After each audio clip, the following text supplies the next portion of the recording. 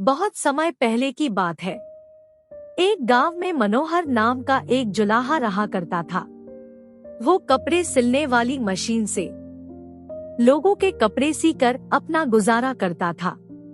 उसकी कपड़े सिलने वाली मशीन के ज्यादातर उपकरण लकड़ी से बने हुए थे।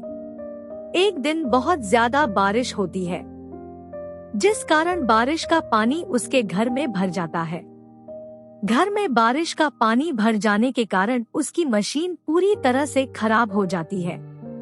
मशीन खराब हो जाने के कारण मनोहर बहुत परेशान हो जाता है। वह दुखी होकर सोचने लगता है कि अगर जल्द ही उसने अपनी इस मशीन को ठीक नहीं किया तो वह कपड़े सिलने का काम नहीं कर पाएगा और उसके परिवार को भूखा रहना पड़ेगा। यह सोचकर मनोहर जंगल जाने का फैसला कर लेता है ताकि वह अपनी मशीन को ठीक करने के लिए अच्छी लकड़ी काट कर ला सके। फिर मनोहर इस विचार के साथ जंगल की ओर चल देता है। मनोहर पूरा दिन चलता रहता है, लेकिन उसे अपनी मशीन के लिए अच्छी लकड़ी वाला कोई भी पेड़ नजर नहीं आता है।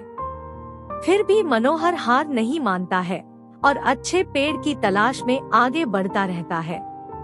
काफी देर चलने के बाद अचानक मनोहर की नजर एक पेड़ पर पड़ती है जो काफी ऊंचा, मोटा और हरा भरा था।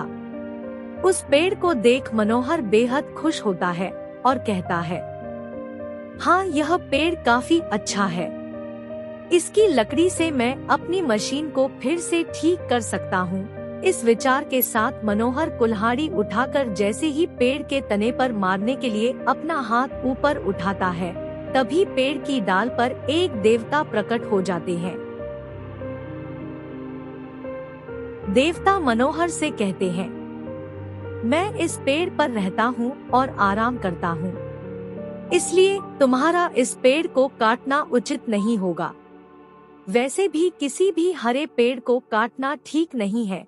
देवता की बात सुनकर मनोहर क्षमा मांगते हुए कहता है, हे देव, मैं मजबूर हूँ, मुझे इस पेड़ को काटना ही पड़ेगा। इस पेड़ की लकड़ी मेरी मशीन के लिए उत्तम है। बहुत ढूंढने के बाद मुझे यह पेड़ मिला है। अगर मैं इस पेड़ को नहीं काटूंगा तो मेरी मशीन खराब रह जाएगी और मैं कपड़े सिलने का काम नहीं कर पाऊंगा। इस वजह से मैं और मेरा परिवार भूखों मर जाएगा। मनोहर की बात सुनकर देवता कहते हैं, मनोहर, तुम इस पेड़ को न काटो। इसके बदले तुम्हें जो वरदान चाहिए वो मांग सकते हो।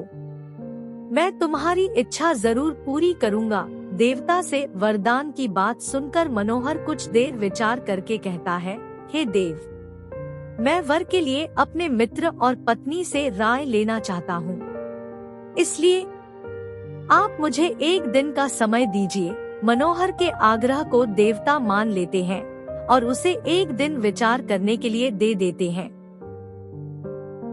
एक दिन का समय लेकर मनोहर अपने घर की ओर चल देता है। रास्ते में उसे उसका मित्र नाई मिलता है। नाई से मिलकर मनोहर उसे देवता की वरदान वाली बात बताता है। उस पर नाई मनोहर को एक राज्य मांगने की सलाह देता है। नाई कहता है कि तुम देवता से वरदान में एक राज्य मांग लो। तुम उस राज्य के राजा बन जाना और मैं उस राज्य का मंत्री बन जाऊंगा। फिर हमें कोई कष्ट नहीं होगा और हम आराम से अपनी जिंदगी बिता पाएंगे। नाई मित्र की बात पर मनोहर कहता है, मित्र, तुम बिल्कुल ठीक कह रहे हो।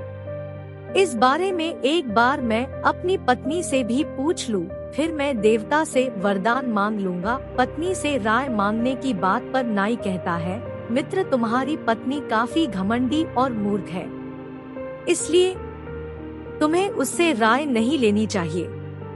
ऐसी स्त्री केवल अपने लाभ के बारे में ही सोचती है। इस पर मनोहर कहता है, मित्र, फिर भी वह मेरी पत्नी है, इसलिए मैं उसकी राय एक बार जरूर लूंगा। इतना कहते हुए मनोहर अपने घर की ओर बढ़ जाता है। घर पहुंचकर मनोहर जंगल में घटी पूरी घटना अपनी पत्नी को बताता है।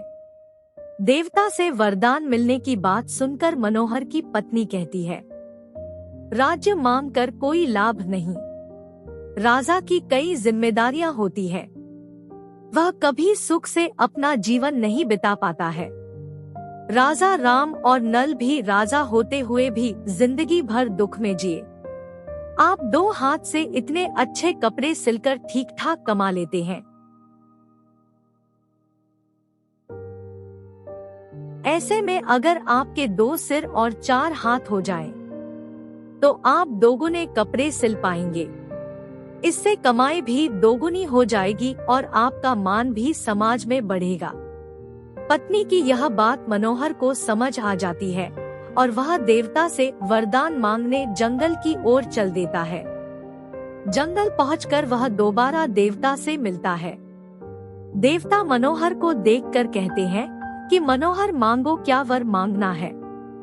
मनोहर देवता से कहता है, आप मुझे 2 सिर और 4 हाथ दे दीजिए। देवता मनोहर की यह बात सुनकर पूछते हैं कि तुम 2 सिर और 4 हाथ का क्या करोगे। तब मनोहर बताता है कि 2 सिर और 4 हाथ होने पर वह दोगुना कपड़े सिल पाएगा, जिससे उसकी कमाई पहले से अधिक हो जाएगी। मनोहर की यह बात सुनकर देवता मुस्कुराते हैं और मनोहर को वरदान दे देते हैं।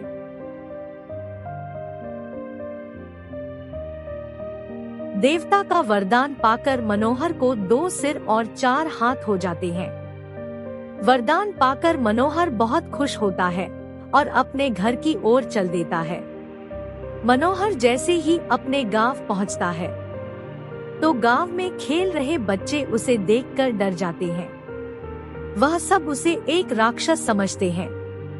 तभी कुछ गांव वाले हाथों में हथियार लेकर मनोहर पर हमला कर देते हैं और मनोहर की मौत हो जाती है। जब मनोहर की मौत की खबर मनोहर की पत्नी को होती है, तो वह फौरन मनोहर को देखने वहां पहुंच जाती है। मनोहर की लाश देख उसकी पत्नी रोने लगती है और कहती है कि यह सब मेरी गलती है। मैंने ही उनसे देवता से 2 सिर और 4 हाथ मांगने के लिए कहा था। अगर ऐसा न होता तो आज मनोहर को कोई राक्षस न समझता और वे जिंदा होते।